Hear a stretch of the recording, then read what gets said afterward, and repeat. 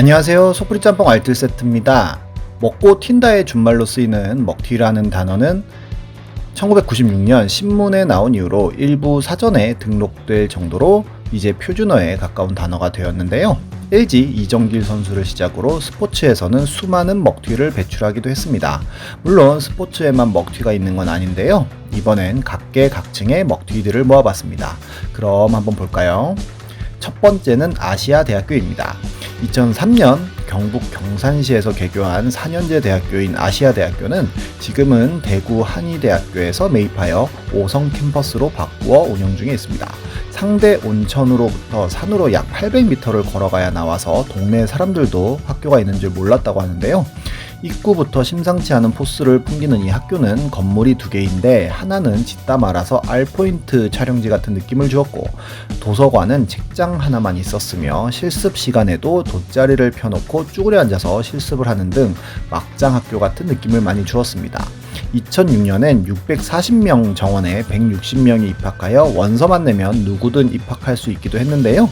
그마저도 비자를 노린 중국인 유학생이 대부분이었다고 합니다. 모두가 예상했다시피 이 학교는 당연히 설립자와 총장의 비리로 기소가 되는데요. 교수 임용 과정에서 금품을 수수했고 공사비도 허위로 부풀리고 기숙사비를 횡령한 혐의 등입니다. 결국 그렇게 2008년엔 과징금을 내지 못해 학교 폐쇄 및 학교 법인 해상 명령을 받고 개교 5년 만에 폐교되는데요. 이 학교의 진짜 문제는 이제부터 시작이었습니다.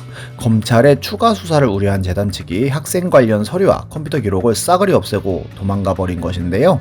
학생들의 학적 기록이 모두 사라진 탓에 재학생들은 모두 갑자기 고졸이 되어버린 것입니다. 그나마 운이 좋은 몇몇 학생들은 어떻게든 학적 자료를 싹싹 찾아내 경북대나 계명대로 편입하기는 했지만 거의 모든 학생들이 그냥 고졸 학력으로 돌아갈 수밖에 없었고, 지금도 가끔 교과부에는 이들의 문의 전화가 온다고 합니다. 이 학교는 특히나 축구부를 유치하여 모든 축구부 학생들에게는 장학금을 주기도 했었는데요. 폐교가 결정되며 축구부 선수들이 오갈 데가 없어지자 분노한 선수들이 강의실을 부수다가 2학년 대표에 강의실만은 남겨달라는 읍소에 강의실과 연구실만 남겼다는 일화가 있으며, 건축이 중단된 건물에서는 철근과 기자재들이 통째로 도난당한 적도 있는 등 대학교에서 보여줄 수 있는 막장의 모습은 모두 다 보여준 대학교라고 할 수 있겠습니다. 다음은 붕어의 질주입니다. 보배드림은 예전부터 돈 많은 사람들이 꽤나 많이 상주하고 있는 것으로 유명한 곳이라 구걸하며 돈을 받아가는 사람들도 꽤나 많은데요. 착한 분들은 어려운 분들의 사연을 보고 도움을 주기도 했었습니다.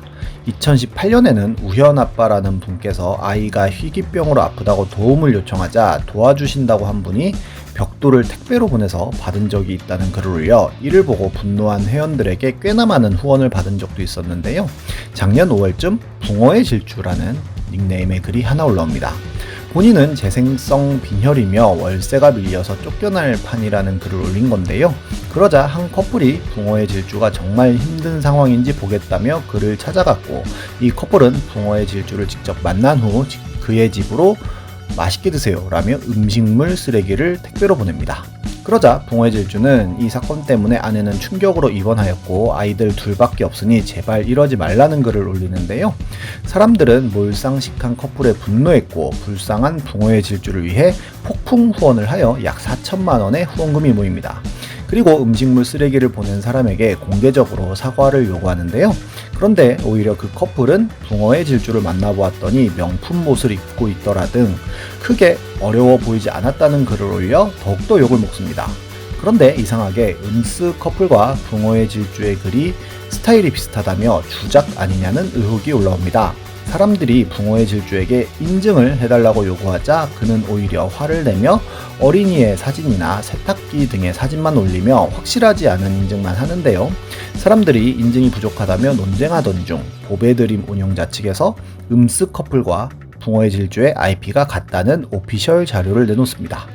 결국 1인 2역을 한 주작이었던 것인데요. 그냥 도와달라고 하면 안 도와줄 것 같기에 음식물 쓰레기 사건을 만들어서 주목받아 후원을 받았던 것입니다.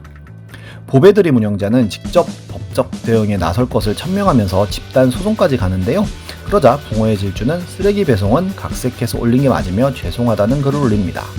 그러자 보배드림 유저들은 비슷한 수법으로 구걸했던 우현 아빠도 의심하게 되고 우현 아빠 역시도 5개의 아이디를 바꿔가면서 여론 조성을 하여 후원을 받은 것으로 드러납니다. 게다가 금목걸이에 톰 브라운 옷 등 나름 부유한 삶을 살고 있는 것으로도 드러나는데요. 사람들은 굉장히 분노하였고 동호와 우현 아빠가 같은 사람이거나 친한 사람일 거라는 확신을 가지게 되었고 결국 민사소송 끝에 후원금 전액을 반환하라는 판결이 나왔고 동호회 질주는 6개월의 실형을 살게 됩니다. 다음은 스베누입니다. 스베누는 지금은 없어진 신발 브랜드인데요. 스타크래프트 BJ 소닉으로 유명했던 황효진이 운영했던 브랜드로서 2014년 1호 매장을 연 이후로 연예인을 통하여 어마어마한 홍보를 하면서 인지도를 쌓고 굉장히 많은 PPL을 통한 마케팅을 하였고 메뉴의 대한민국 공식 캐주얼 신발 지역 파트너가 되기도 하면서 우리나라에서는 거의 메인스트림의 브랜드로 보일 정도로 굉장히 인지도가 쌓였었습니다. 게다가 스타크래프트2의 양대 리그인 GSL과 스타크래프트2 스타리그를 동시에 후원하기도 했고 프로게임단인 스타테일의 네이밍 스폰까지 하고 롤리그에도 후원을 하고 롤게임단까지 창단하면서 e스포츠의 아주 큰 손 스폰서가 되기도 하였는데요.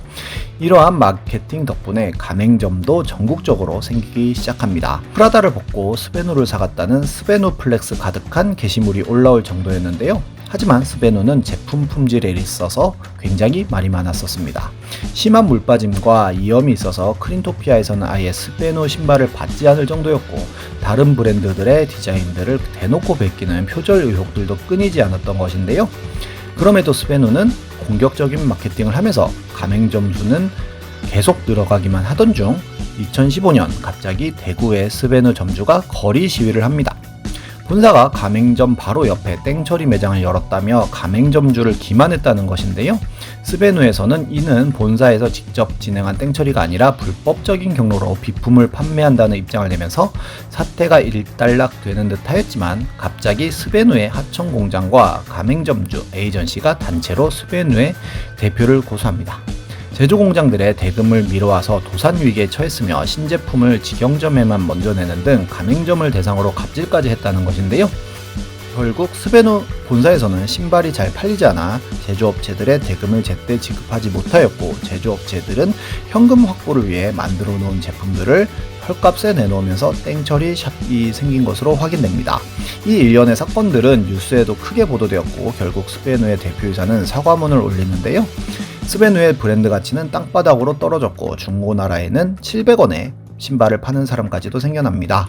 결국 스베누 대표 황효진은 수백억대 사기 혐의로 고소를 당하였고 약 200억 원의 납품 대금을 주지 않은 것이 드러났으며 지속적으로 팀원 등을 통한 땡처리를 해왔던 사실도 밝혀졌습니다. 결국 공장 등과의 고소 고발 끝에 스베누와 신발 업체들은 피해 최소화를 위한 합의에 이르게 되는데요. 그렇게 스베누의 모든 온 오프라인 매장들은 폐업을 하게 되었고 오렌지 팩토리를 통해서만 남은 신발을 판매하였으며 나중엔 990원에 팔기까지 하는 등 땡처리를 위해 영혼까지 끌어모읍니다. 하지만 황효진 대표는 횡령 사기 혐의에 대해서는 무죄를 받는데요. 재판부는 스베누가 외상 거래를 한 것일 뿐이라는 판단을 하였고 그저 대금을 못 갚은 것이라고 생각한 것입니다. 결국 대표는 임금 체불과 대금 미지불로 인해 빚더미에 앉은 상태가 되었으며 스베누 직원들과 100여 개의 가맹점주, 롤게임단의 게이머들에게 큰 상처를 남긴 채 역사의 뒤안길로 사라집니다. 처음부터 먹튀를 하겠다고 생각하고 했던 행동들은 아닐 수도 있을 것 같은데요. 이렇게 다른 사람들에게 피해를 주면 결국 본인에게 되돌아온다는 걸 명심했으면 좋겠습니다. 지금까지 소프리 짬뽕 알뜰 세트였습니다.